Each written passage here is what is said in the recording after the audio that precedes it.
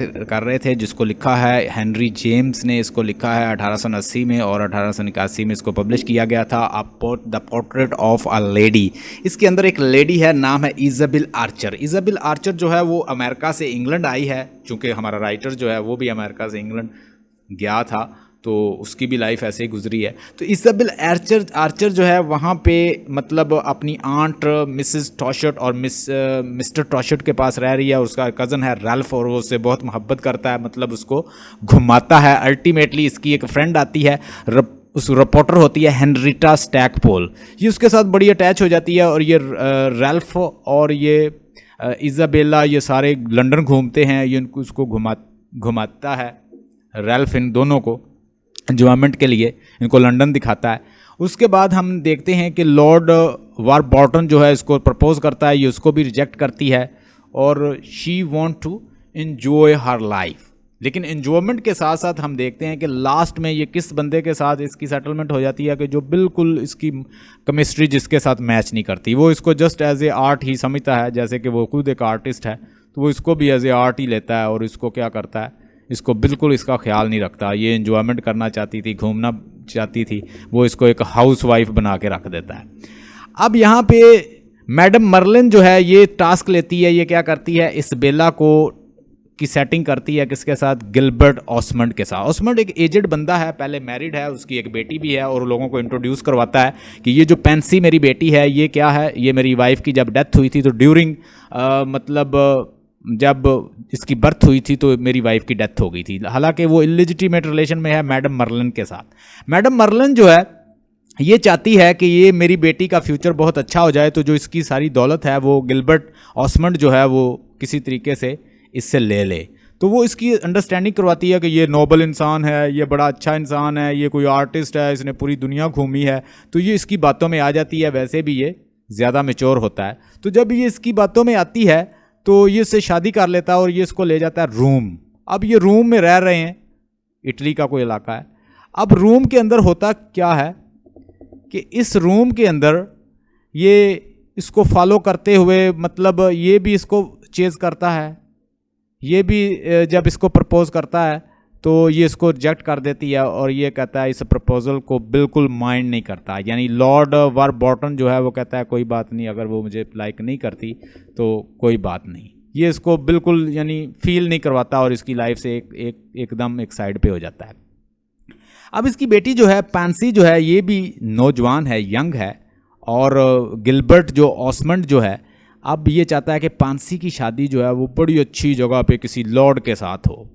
अब इसके लिए दो रिश्ते आते हैं। एक होता है एडवर्ड रोजियर जो कि इसका बॉयफ्रेंड है इस पैंसी का, ये इसके साथ शादी करना चाहती है और इसको सपोर्ट कर रही है इज़ाबेल। इज़ाबेल एक फैंटेसी वर्ल्ड में रहने वाली, एंजॉयमेंट की दुनिया में रहने वाली, और ये चाहती है कि जिससे वो मोहब्बत करती है पैंसी, उसी से ही पैंसी जो है शादी करे।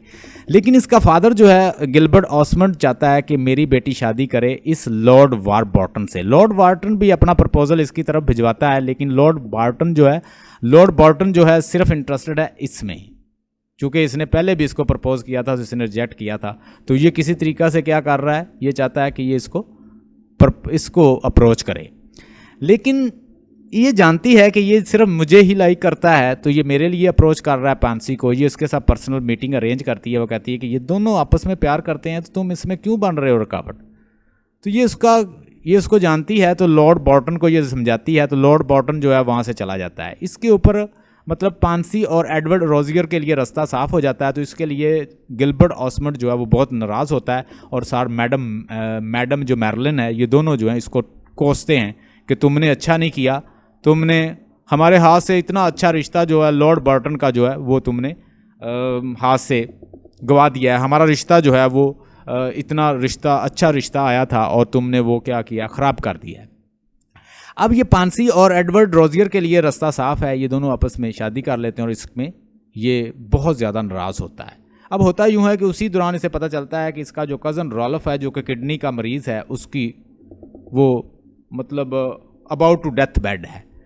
अब ये इससे इजाज़त लेती है गिलबर्ट ऑसमंड जिसने इसको हाउस वाइफ बना दिया है। तो ये इसे कहती है कि वो अपने कज़न को मिलने जाना चाहती है, उन लोगों ने मेरे लिए बहुत कुर्बानियाँ दी हैं।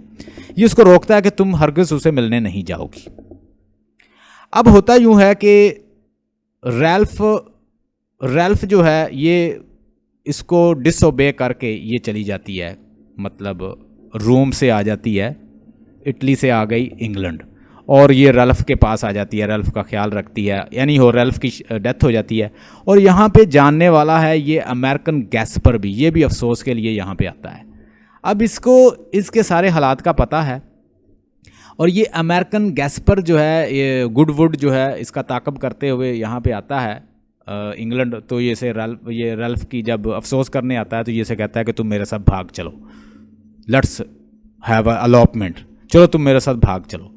जब ये इसे ऐसे कहता है तो ये कहती है, ये सोचेगी, ये उसके साथ बातचीत करती है, लेकिन ये सोच के फैसला करती है कि वो रूम वापस जाएगी गिलबर्ट ऑसमंड के साथ। ये हेनरिटा जो इसकी फ्रेंड है, ये इससे पूछता है, ये अमेरिकन गैस्पर, कि वो क्या किया, तुम्हारी दोस्त कहाँ है, we were going to have elopement. तो वो उसे कहती है कि उसने फ़ैसला किया है कि वो रूम जाएगी, वो रूम चली गई है।